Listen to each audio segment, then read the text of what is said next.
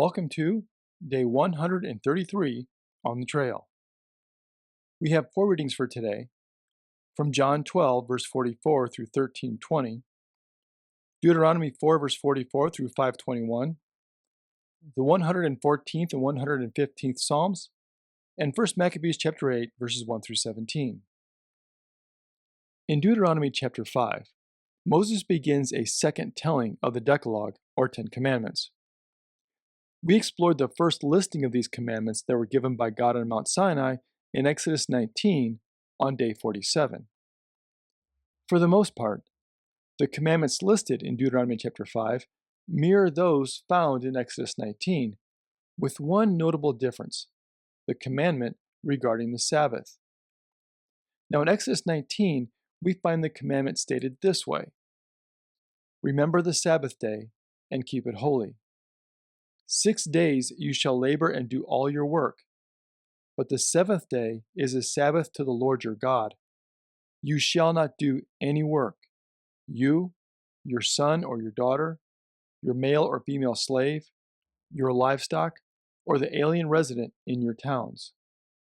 For in 6 days the Lord made heaven and earth, the sea, and all that is in them, but rested the seventh day. Therefore the Lord blessed the Sabbath day and consecrated it." The reason given for this Sabbath instruction is to remember that God created the universe in 6 days and then rested on the seventh. However, in Deuteronomy chapter 5, the reason provided has changed. Beginning in verse 12, "Observe the Sabbath day and keep it holy, as the Lord your God commanded you. 6 days you shall labor and do all your work, but the seventh day is the Sabbath to the Lord your God. You shall not do any work, you, or your son, or your daughter, or your male or female slave, or your ox, or your donkey, or any of your livestock, or the resident alien in your towns, so that your male and female slave may rest as well as you. Remember that you were a slave in the land of Egypt, and the Lord your God brought you out from there with a mighty hand and an outstretched arm. Therefore the Lord your God commanded you to keep the Sabbath day." Instead of remembering the creation, the people here are instructed to remember that they were rescued from slavery in Egypt by the power of God. However, there's one other change that is easily overlooked. In Exodus, God commands his people to remember the Sabbath. Then in Deuteronomy 5, Moses says to observe the Sabbath. Now, is there a significant difference here? I am not sure that we can find one that is meaningful, but either way, they are both active. Sabbath is not a matter of what we do not do, but what we are to do. This is a positive commandment. The Sabbath intends active engagement by its participants. Unfortunately, however, there is a lot of focus on what is not done. What actions are not acceptable to perform on the Sabbath? And this becomes a recurring theme throughout the Gospels.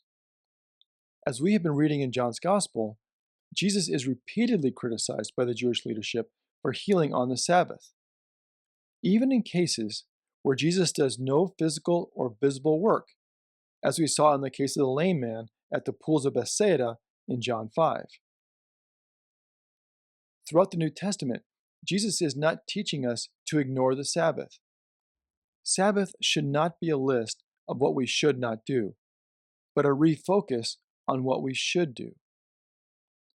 So, how are we to remember and observe the Sabbath?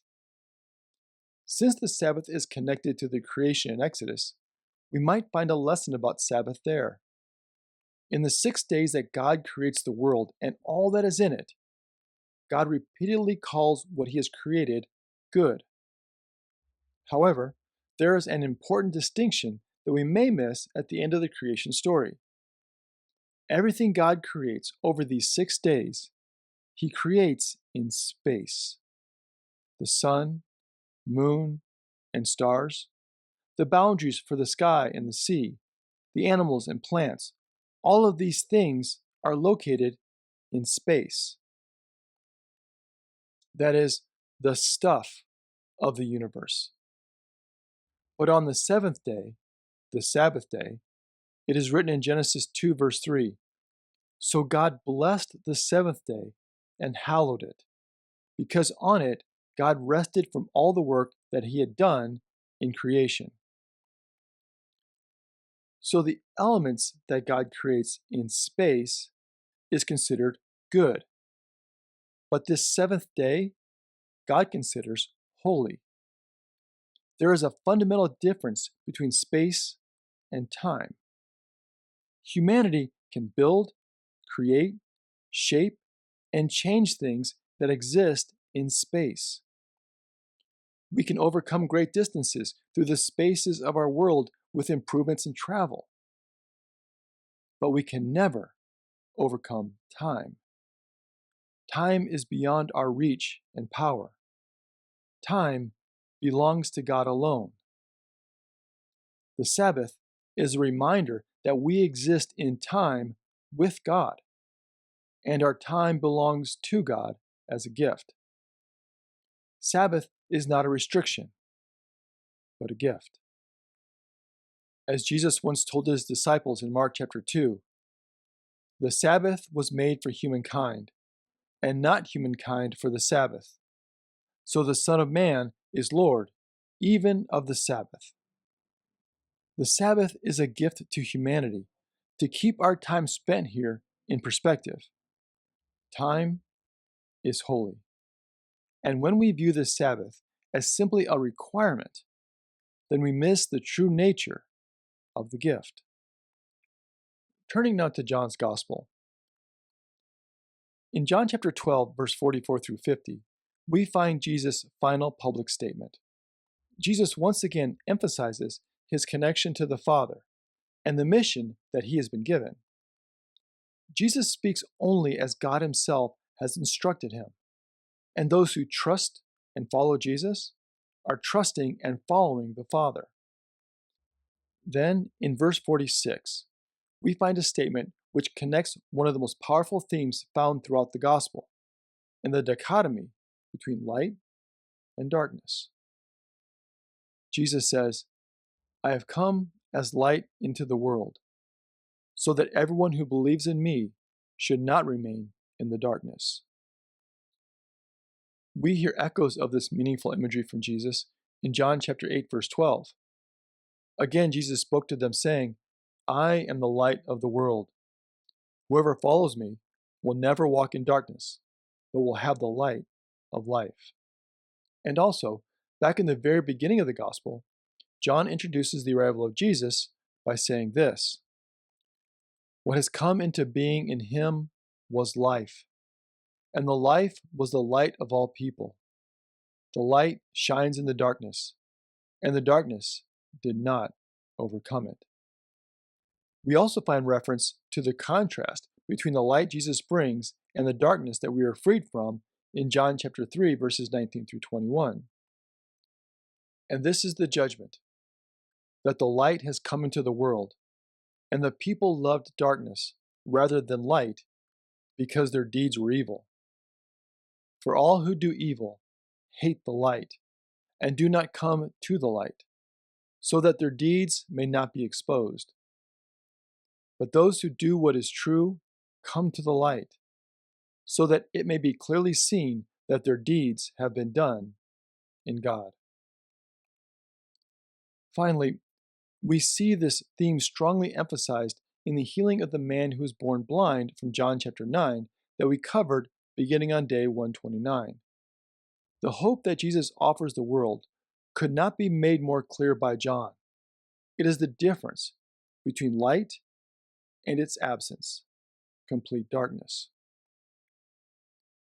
As we turn to chapter 13, Jesus' mission turns to the events of the final week of his life on earth. Passover is approaching, and Jesus' hour has come.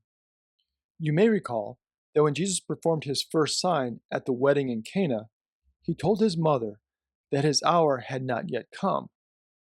But now, in John 13, verse 1, we learn Jesus knew that his hour had come to depart from this world and go to the Father.